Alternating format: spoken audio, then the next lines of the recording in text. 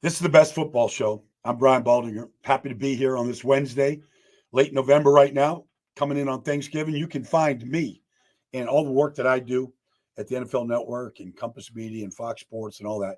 You find me at Baldy NFL on all the social media platforms. And then you can download this Odyssey app and you can watch this on a daily basis. We'd love for you to join us, follow us, like us, subscribe to us as we try to grow this podcast that I come to every day. I'm on the third floor at NFL Films. Been doing a bunch of film work all morning long, wrapping up week 11 as we start looking ahead to week 12. It's hard to believe, but that's where we're at, though, right now. And I want to start with the Miami Dolphins. Obviously, they've won 2 in a row. And, they're 4-6, and, they're not in great shape or anything, but Tua makes a difference. Tua, look, you try to win games with what they had, like they weren't competitive. But Tua right now, the way he gets rid of the football, I put a video together last night of Tua just literally, forget about 3-step drops. It's like 1 step and he's throwing it. And it's not because he's just locking in on a receiver and throwing to a receiver. There's certain plays that are there to be made just by the design of what they're doing. And when he knows that, the ball's out. If you had no offensive line up and you just rushed him, he'd still get rid of the ball before he could get there. So he's getting the ball out. They put up 27 points against Buffalo a couple weeks ago and they lost 30-27. He missed 3 passes that day. His throws right now are unbelievable. The throw to Jonnu Smith for a touchdown. He didn't have the ball in his hands for 2 seconds and the ball was out and it was perfectly laced. Devon Achane is running really, really well. Obviously, they had the injury with Austin Jackson at right tackle, but Kendall Lamb played well last week. But defensively right now, there's some really good interior defenses in this business. The Denver Broncos come to mind with what they have at Malcolm Roach and Zach Allen and John Franklin Myers. But when you look at the Miami Dolphins right now with Calais Campbell, Zach Sealer, and Benito Jones, you're not going to find a whole lot better than that trio right now. They're playing great. And so, the Raiders' 2 running backs, they ran for 30 yards, their 2 running backs. The secondary is together. I think they're playing great. Like Chop Robinson is coming on. Look, they play the Miami Dolphins play the New England Patriots next Thursday, right? Next Thursday they play. Or is it this Sunday? I guess this Sunday. They play the Patriots at home. They're going to be favored to win the Patriots, win the 3rd straight. And who knows? Who knows if they start putting the streak together? Way Tua is playing. They're going to put up points. They're going to move the football. The ball comes out quick. It comes out hot. So they're going to give teams problems offensively and defensively right now. I'm looking at the Saints. The Saints started off 2-0 and hot, scoring more points than anybody the first 2 weeks. Their offensive line falls apart. Eric McCoy, Cesar Ruiz, the receivers all fall apart. They lose 7 in a row. They fire Dennis Allen. They named Darren Rizzi the interim head coach. They've won 2 in a row. And they played very well last week. Very well against the Cleveland Browns. It was a tight game, 14-14, late into the 3rd quarter. Couple things, though. One, they have an attacking mentality. They picked up Marquez Valdez-Scantling, and he's taken over for Olave and Rashid Shaheed, and he's making some big plays. So they're attacking, and he's had 3 huge plays and 3 touchdown catches in the last 2 weeks. So they've gotten that vertical thing. But they just said, okay, look, let's put the ball in our best players' hands. And so here comes Taysom Hill. Taysom Hill was awesome, whether he was throwing the ball, catching the ball, or running the ball on Sunday. Had the 3 touchdowns. The offense changed. And they got McCoy back at center. Fuaga played great against, absolutely great, against the reigning defensive player of the year, Myles Garrett. They look like a good football team right now. They've changed. Rizzi has really stepped in. Kind of, you see his fingerprints with toughness, how they're tackling, how they're challenging. Look, Jameis Winston came in there and it was bombs away. And so I thought, outside of maybe 2 plays, they played well in the back end. So they traded away, obviously Marshawn Lattimore a couple weeks ago, but they drafted Kool-Aid McKinstry. He played good. Alontae Taylor challenged. He was good. But I think the big difference right now is the way they're using Taysom Hill and the way they're attacking down the field, especially to MVS. And that's made a difference. Let's look at Seattle. Last week, they kept the 49ers 17 points. Defensively, they've made a lot of changes. They've changed the start the season. They had Terrell Dodson, who's not even on the roster anymore, and Jerome Baker playing linebacker. Now they've got Ernest Jones, who did they trade for Ernest Jones from the Rams, or did they just pick him up? I think they traded for him. And they're playing the rookie, Therese Knight. Therese Knight started last Sunday, played great. Played great in the run game, played great in the passing game, defended some passes, rushed the passer. I thought they've got good linebacking play. And then if you add that to the way that Devin Witherspoon is playing, which is he's everywhere. He's rushing the passer, he's blitzing, he's playing good pass defense, he's tackling like an animal out there. Seattle, look, they got the they got the receivers all back down the stretch. Both Geno Smith, who obviously ran for the winning touchdown to win 2017 in the final seconds, they went 80 yards in 80 seconds against the 49ers. Now, the Niners were without, Nick Bosa. He was out the whole fourth quarter, probably much of the third quarter too. That makes a difference. But regardless, doesn't matter. They went 80 yards in 80 seconds to win that game. I thought they played well up front. Geno made good decisions. And Jackson Smith and Jigba, DK Metcalf is DK Metcalf. All right? But Jackson Smith and Jigba can win in the middle field. He can win the slot. He made a difference. And getting both Kenneth Walker and Zach Charbonnet back, both there together, seemed to make a difference. They made some changes in the offensive line at center. And so, all right, Seattle gets to 5-5. Let's talk about the Raiders right now, because there's not that much to really like. They're 2-8.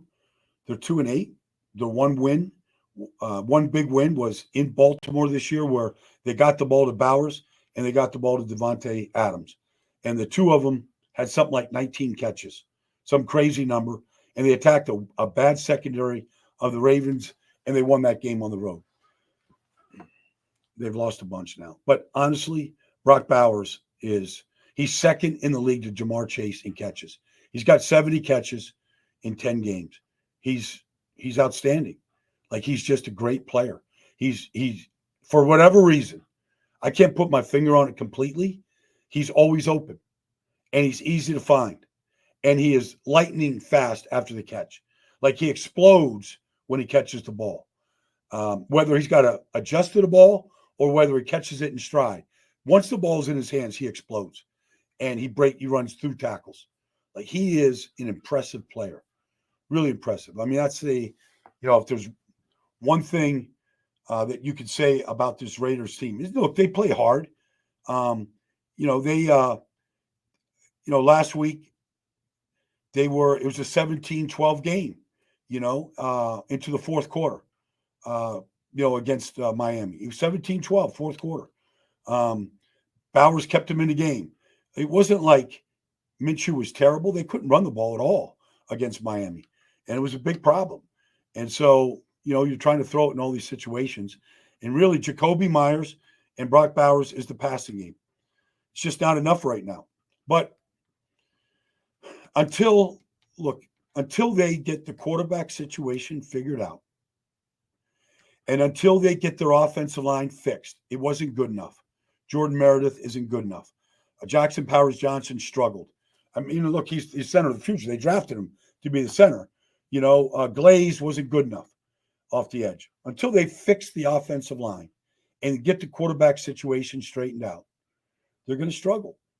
General managers, coaches, coordinators, they're all going to come and go, because we're seeing it with the Jets. We're seeing it with the Giants. You're seeing it with teams that can't get that position figured out. It's just a constant turmoil. We saw it in Detroit until they got Jared Goff there, and little did anybody know Jared Goff was going to be the player that he was. but they built the team around him really good, and he's an excellent player. He's an MVP candidate this year. So, if you look at the Raiders, they played Denver this week. They're going to go see Bo Nix. He was the player of the week, not the rookie of the week. He was the player of the week last week. All right, in his performance. So the Raiders are going to look at a team that's got stability at quarterback and a quarterback that's improving. And Bo Nix was picked right behind the Raiders picking Brock Bowers. And they got him with Sean Payton. And they got a good offensive line. And the defense, Vance Joseph, is putting it together. And now the Broncos are in a push to go to the playoffs. Okay, let's just advance to Thursday night's game. Because in some ways, Pittsburgh going to Cleveland after they win a monster game against the Ravens, this is where a lot of analysts say this is a trap game. Well, I don't believe that. I believe good teams are good teams, and well-coached teams get ready to play, whether it's on 4 days rest. Cleveland is 100 miles away, I think, maybe a little bit more, whatever. I mean, it's a bus ride. I don't believe Pittsburgh is going to overlook Cleveland. They're right in the middle of the AFC North division games. In fact, they started last week, with that win against against Pittsburgh. And then, they go on this stretch right now where they play all these division games, Cleveland, Cincinnati, whatever. But I will say this, watching Jameis Winston throw for almost 400 yards against the Saints last week, I counted 12 deep shots last week, 12. The ball's going down the field. Jerry Jeudy caught a big touchdown pass. They got 3 big plays out of the 12. A lot of incompletions, an interception. But if I'm Pittsburgh, I'm Minka Fitzpatrick, if I'm Joey Porter Jr., if I'm Dante Jackson, if I'm the back end of this Pittsburgh Beanie Bishop, if I'm the back end of the Steelers defense, I'm like, okay, if there's one way Cleveland can probably stay with us right now is if they connect on some of these deep shots.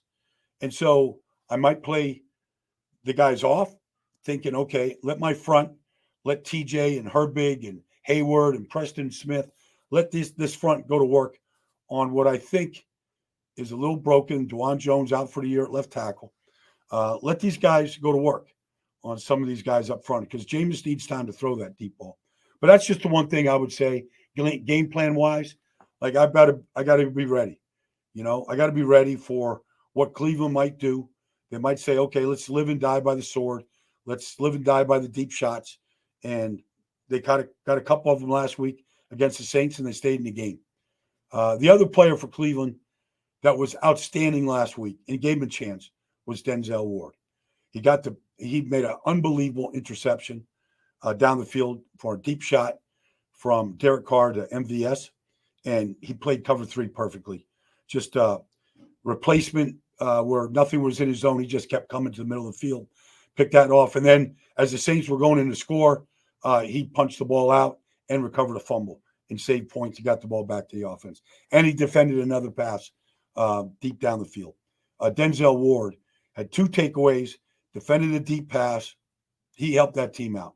The guy that's got to show up, honestly, on Thursday night is Myles Garrett. Myles Garrett, look, he played 75% of the snaps. He didn't have a tackle. Wasn't in the stat sheet.